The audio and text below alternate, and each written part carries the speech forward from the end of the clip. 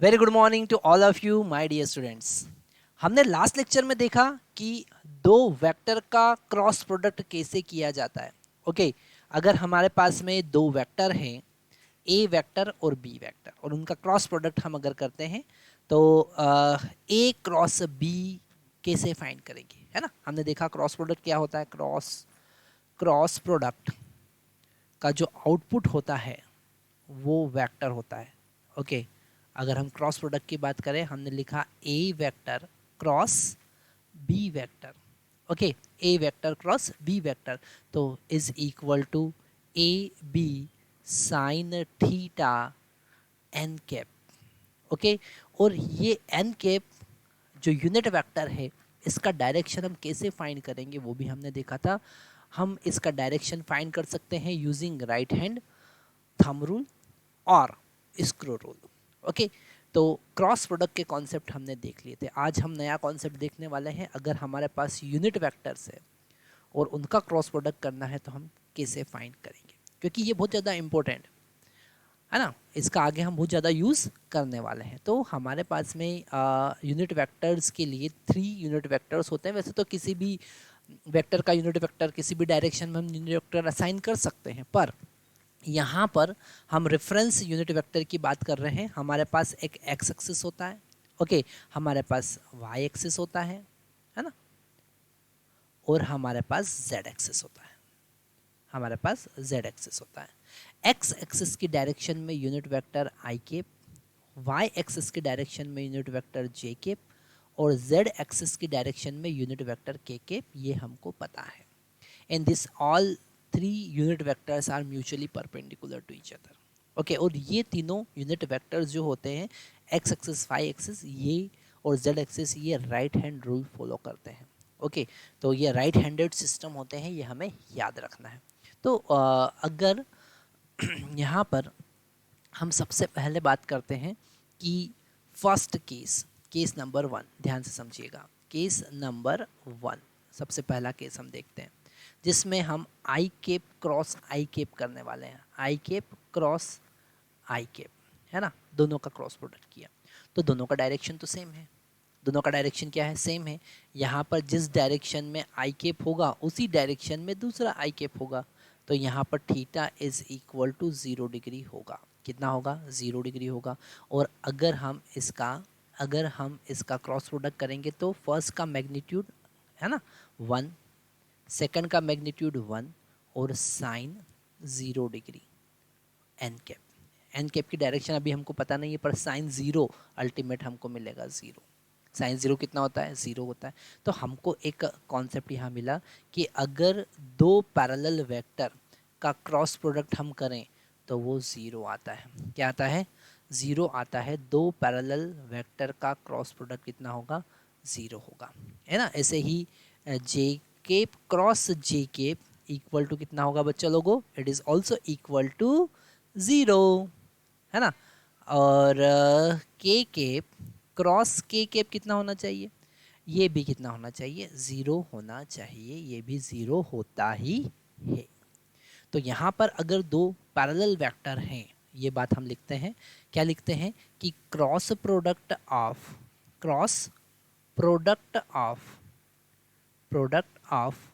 To parallel vector two parallel vector two parallel vectors is equal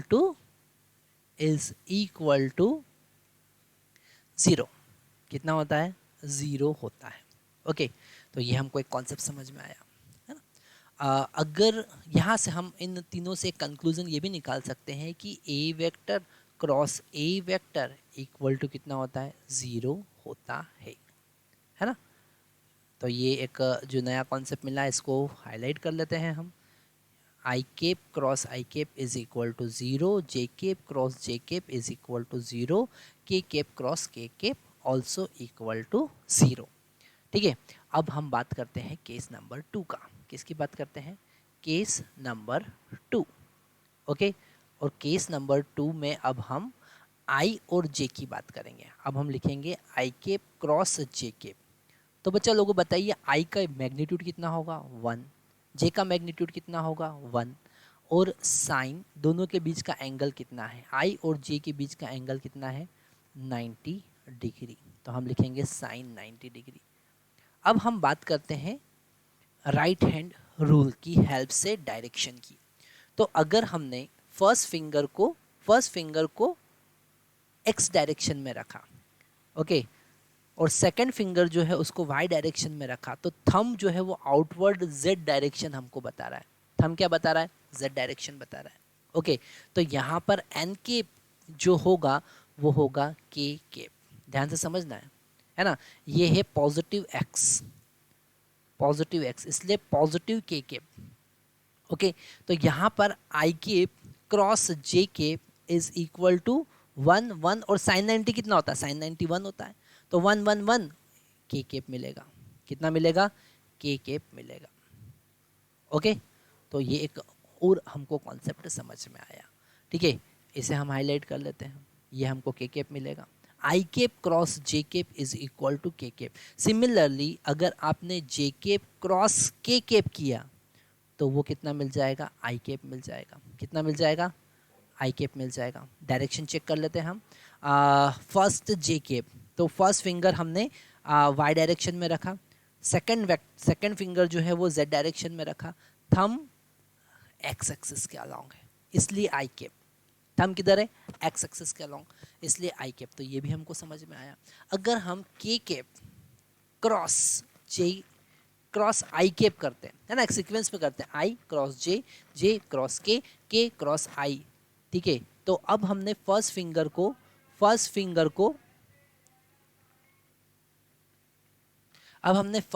को Z axis की direction में रखा, okay, और K cap cross I cap, second finger को हमने किधर रखा, सेकेंड फिंगर ये है फर्स्ट फिंगर जेड एक्सिस की डायरेक्शन में, सेकेंड फिंगर हमारा होगा वाई एक्सिस एक्स एक्सिस की डायरेक्शन में, और थंब जो होगा वो वाई एक्सिस की डायरेक्शन में आ जाएगा, है ना। आप एक बार खुद भी प्रैक्टिस करेंगे तो आपको समझ में आ जाएगा।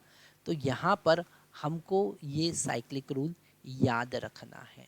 अच्छा, अगर यहाँ पर हमको पता है कि ये जो क्रॉस प्रोडक्ट होता है ये एंटी कम्यूटेटिव होता है, एंटी कम्यूटेटिव होता है मतलब कि अगर आप यहाँ पर हमने देखा कि हमने क्या देखा, हमने देखा कि I cap cross J cap is equal to K cap है, I cap cross J cap is equal to K cap है, पर J cap cross I cap, J cap cross I cap जो होगा वो माइनस के cap होगा। वो कैसा होगा, माइनस के केप, वो अपोजिट डायरेक्शन में होगा।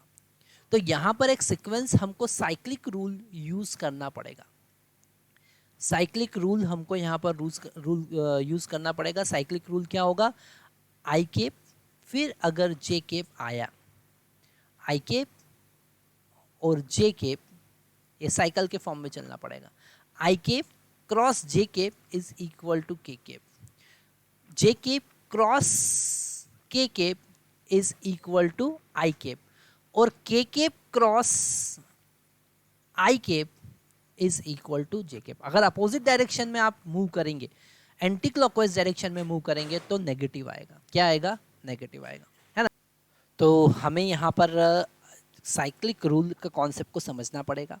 हमें इस क्लॉकवाइज डायरेक्शन में ही मूव करना पड़ेगा। I cross J is equal to K cap, J cross K cap is equal to I cap, K cap cross I cap is equal to J cap. अगर आप opposite direction में जाते हो, जैसे आपने लिखा के क्रॉस जे, अपोजिट डायरेक्शन में गए, K cross J cap, okay, just a minute, K cross